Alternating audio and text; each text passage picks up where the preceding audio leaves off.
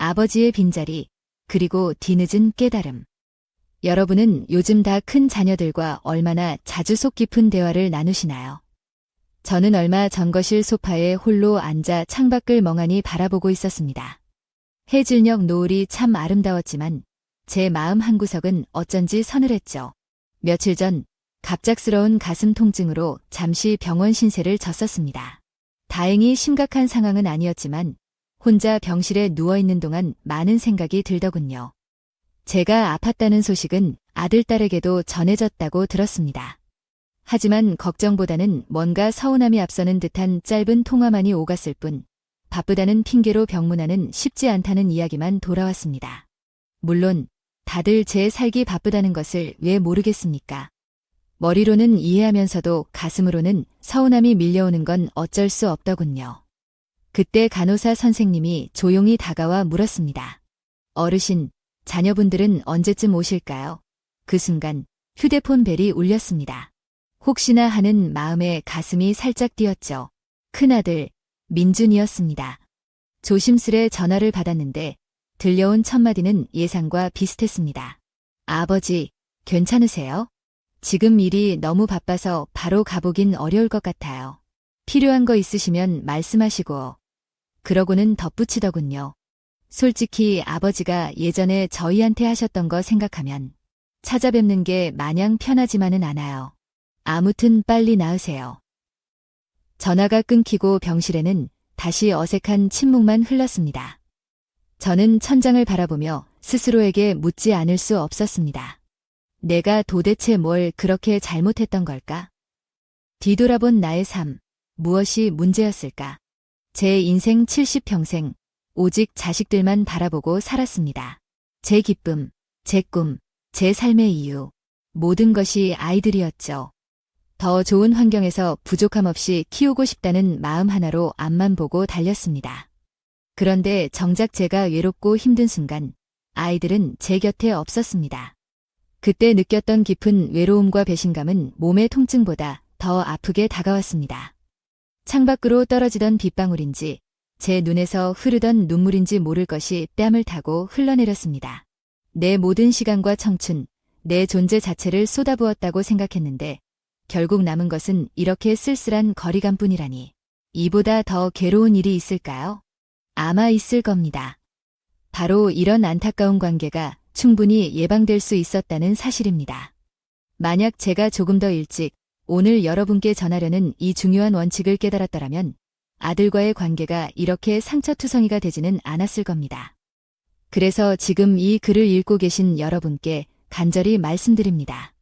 아직 늦지 않았습니다. 지금 여러분과 자녀의 관계가 어떻든 오늘 제가 나누는 이야기가 여러분의 가족 관계를 다시 따뜻하게 이어줄 실마리가 될 수 있습니다. 흘려듣지 마시고 끝까지 함께해 주세요. 어쩌면 이 이야기가 여러분이 미래에 겪을지도 모르는 후회를 막아줄 수 있을지도 모릅니다. 부모와 자식의 관계는 한번 어긋나면 회복하기 참 어렵지만 지금이라도 마음을 열고 올바른 방법을 배우고 실천한다면 비극적인 결말은 충분히 피할 수 있습니다. 사랑이라는 이름의 그림자, 부모가 저지르기 쉬운 실수. 혹시 지금 여러분 마음속에도 자녀와의 관계에서 생긴 작고 깊은 상처가 자리하고 있지는 않으신가요? 오늘 제가 나누고 싶은 이야기는 바로 그 상처를 치유하고 더 건강한 관계를 만들어갈 수 있는 방법에 대한 것입니다. 제 이야기를 조금만 더 들어주시겠어요? 저는 올해 70을 넘긴 평범한 노인입니다. 새 아이를 나름 정성껏 키워냈고 이제는 손주들의 재롱을 보는 재미로 살아가고 있죠. 평생 자식들에게 가장 좋은 것만 주고 싶다는 마음 하나로 살았습니다. 더 좋은 학교, 더 넓은 집, 부족함 없는 용돈. 아이들이 원한다면 제 삶의 전부라도 내어줄 준비가 되어 있었습니다. 그런데 왜일까요? 그렇게 애틋했던 사랑이 어느 순간부터 아이들에게는 부담스러운 간섭으로 느껴지게 된 걸까요? 아이들은 제게서 등을 돌리게 되었을까요? 제가 했던 모든 일들이 오히려 그들에게 불편한 짐이 되어 버렸을까요? 오늘 저처럼 이런 질문 앞에서 멈춰선 수많은 부모님들과 함께 그 해답을 조심스럽게 찾아가 보려 합니다. 만약 지금 이 이야기를 예면하신다면 여러분 역시 평생 씻을 수 없는 후회를 남기게 될지도 모릅니다. 부모가 자녀와의 관계에서 저지르기 쉬운, 그리고 너무나 치명적인 한 가지 실수. 바로 자녀가 성장했음에도 불구하고 관계의 방식을 바꾸지 못하는 것입니다. 아이들이 어릴 때는 모든 것이 단순했습니다. 밥을 먹이고, 손을 잡아주고, 등을 토닥여주면 사랑이 그대로 전해졌죠. 하지만 아이들이 자라 성인이 되면 그 사랑은 더 이상 보호라는 이름으로만 전달되어서는 안 됩니다. 오히려 그때부터는 존중이라는 새로운 언어로 번역되어야만 비로소 마음에 닿을 수 있습니다. 문제는 많은 부모들이 이 관계의 전환을 받아들이지 못한다는 데 있습니다. 아이들이 더 이상 내 품 안의 존재가 아니라는 사실을 인정하지 못하고 예전과 똑같은 방식으로 사랑을 표현하려 하죠. 내가 너보다 인생 선배니까 내 말 들어. 다 너 잘되라고 하는 소리야. 이런 말들이 반복될수록 아이들의 마음 문은 천천히, 그러나 확실히 닫혀버리고 맙니다. 보이지 않는 끈, 마음의 거리가 멀어질 때. 한 가지 충격적인 사실을 아시나요? 모년기 우울증을 유발하는 가장 큰 원인 중 하나가 바로 자녀와의 관계 단절이라는 연구 결과가 있습니다. 자녀와 깊은 정서적 유대감을 잃어버린 노인들은 그렇지 않은 이들보다 삶의 만족도가 현저히 낮고 외로움 속에서 더 힘겨운 노년을 보낸다고 합니다.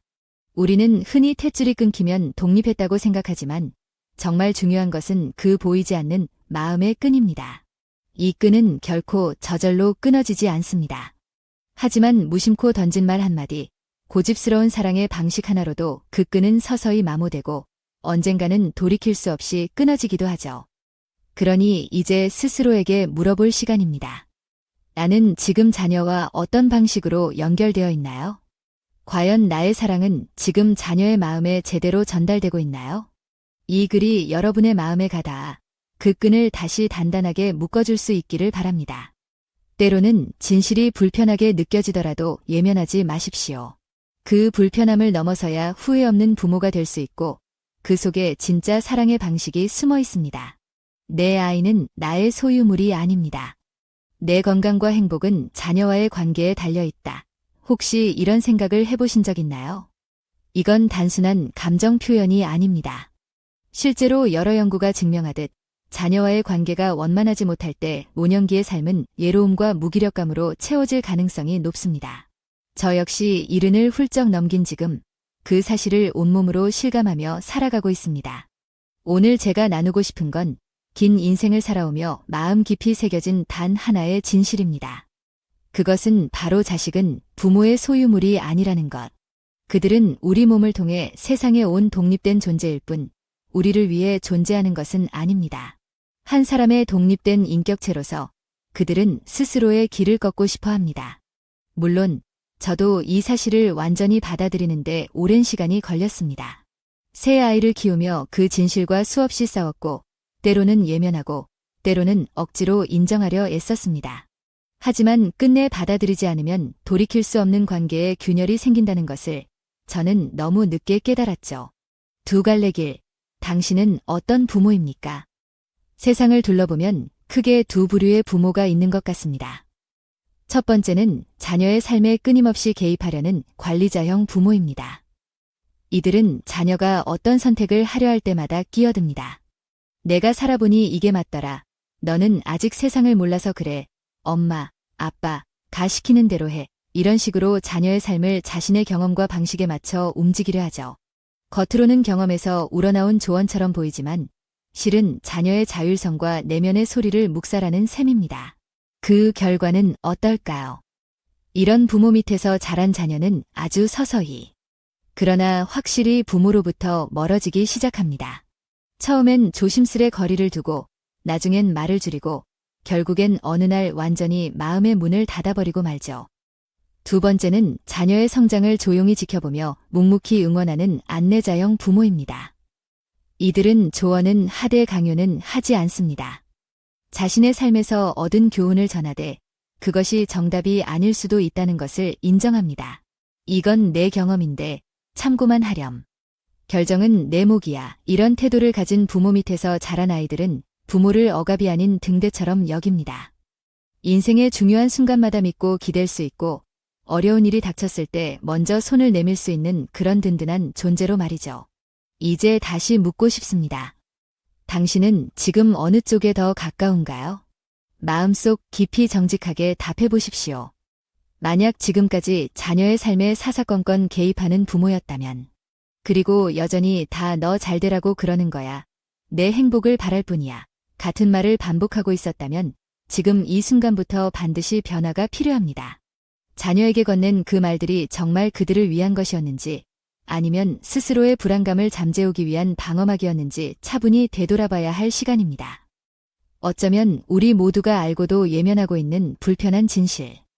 바로 사랑이라는 이름 아래 자녀의 삶을 조용히 억누르고 있다는 사실입니다. 사랑해서 그랬다 는 말이 자주 쓰일수록 관계는 예곡될 가능성이 높아집니다. 그리고 그 대가는 바로 자녀와의 단절, 그 무엇보다 쓰라린 고통으로 우리에게 되돌아옵니다. 이 여사님의 딸, 소연이 이야기. 제 지인 중에 이 여사님이라는 분이 계십니다. 그분은 예동딸 소연이를 정말 애지중지 키웠습니다. 이 여사님은 딸이 안정적인 교사가 되기를 간절히 바랐습니다. 당신이 평생 고생하며 살았기에 딸만큼은 정년이 보장되고 사회적으로 존경받는 직업을 갖길 원했죠. 그것이 이 여사님 나름의 깊은 사랑이었고 딸을 위한 최선의 선택이라고 믿었습니다.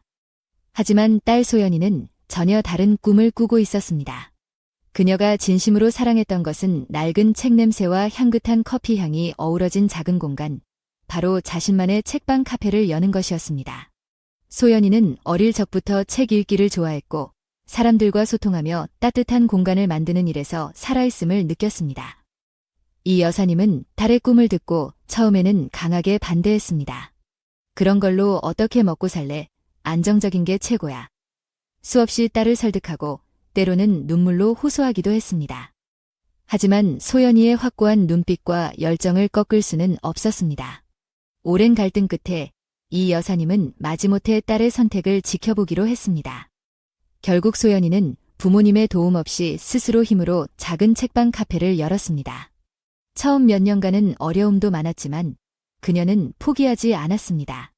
진심을 다해 공간을 꾸미고 사람들과 소통하자 어느새 그녀의 카페는 동네 사랑방 같은 곳이 되었습니다.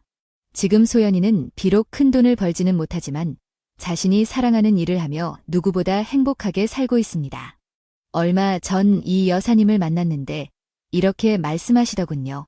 처음엔 소연이가 너무 걱정됐는데 저렇게 행복해하는 모습을 보니 내가 틀렸던 것 같아. 내 욕심 때문에 하마터면 딸 아이의 꿈을 짓밟을 뻔했지 뭐야. 이 여사님과 소연이의 관계는 한때 위태로웠지만 지금은 서로를 이해하고 존중하는 관계로 천천히 회복되고 있습니다. 만약 이 여사님이 끝까지 딸의 꿈을 반대하고 자신의 뜻을 강요했다면 어땠을까요? 아마 소연이는 평생 원치 않는 삶을 살며 불행했을 것이고 엄마와의 관계는 돌이킬 수 없을 만큼 멀어졌을지도 모릅니다.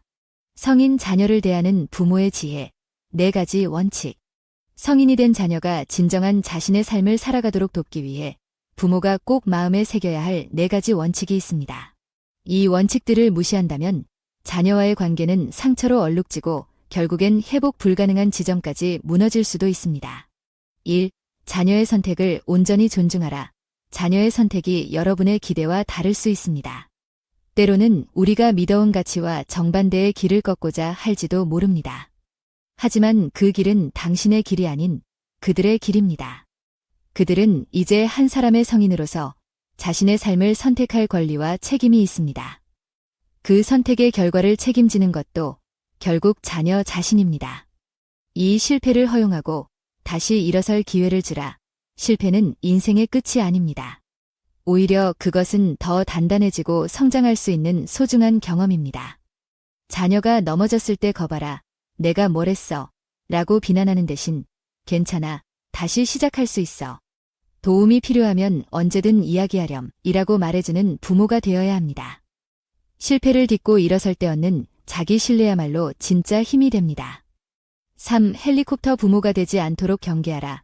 자녀의 3위를 맴돌며 끊임없이 간섭하고 문제를 대신 해결해주려는 헬리콥터 부모가 되어서는 안 됩니다. 말로는 돕는다고 하지만 실제로는 자녀의 자율성을 침해하고 스스로 성장할 기회를 빼앗는 것입니다. 자녀의 사생활을 존중하고 문제 해결 능력을 믿어주며 중요한 결정은 스스로 내릴 수 있도록 한 걸음 물러서서 지켜봐주는 지혜가 필요합니다. 4. 부모 자신의 삶을 충실히 살아가라. 의외로 많은 부모들이 간과하는 부분입니다. 부모가 자신의 삶에 만족하고 행복을 느낄 때 자녀는 부모로부터 독립하여 자신의 삶을 살아가는 것에 대한 부담감을 덜 느낍니다. 또한 부모가 스스로의 삶을 즐기는 모습은 자녀에게 긍정적인 롤 모델이 되어줍니다. 나 때문에 희생한다는 생각 대신 우리 부모님처럼 나도 내 인생을 멋지게 살고 싶다는 건강한 자극을 줄 수 있습니다. 은퇴 후 새로운 취미를 배우거나 친구들과 여행을 가는 등 자신만의 시간을 가꾸는 것이 중요합니다. 경제적 지원이라는 것. 그래도 경제적으로 도와주는 건 사랑 아닌가요? 물론 자녀가 힘들 때 돕고 싶은 것이 부모의 마음입니다. 하지만 여기서 반드시 기억해야 할 사실이 있습니다. 지나친 경제적 지원은 결국 자녀의 자립심을 해치고 관계를 왜곡시킬 수 있다는 것입니다. 어려움을 겪을 때마다 부모의 지갑에 의존하는 것이 반복되면 자녀는 스스로 문제를 해결하는 능력을 키우지 못하게 됩니다. 자신의 힘으로 어려움을 극복했을 때 얻는 성취감과 자존감을 경험할 기회를 잃어버리는 것이죠. 심한 경우 부모의 도움을 당연하게 여기고 더 이상 노력하지 않는 금수저 증후군에 빠질 수도 있습니다. 제 친구 중 한 명은 40대가 넘은 아들에게 여전히 매달 생활비를 보태주고 있습니다. 아들은 번듯한 직장이 있음에도 늘 돈이 부족하다며 부모에게 손을 벌리는 것이 습관이 되었죠. 친구는 이제 와서 안 주기도 그렇고 계속 주자니 내 노후가 걱정된다 며 깊은 한숨을 쉬었습니다. 이것이 바로 경제적 의존이 만드는 악순환입니다. 자녀를 진정으로 강하게 키우는 길은 물고기를 잡아주는 것이 아니라 낚시하는 법을 가르쳐주는 것입니다.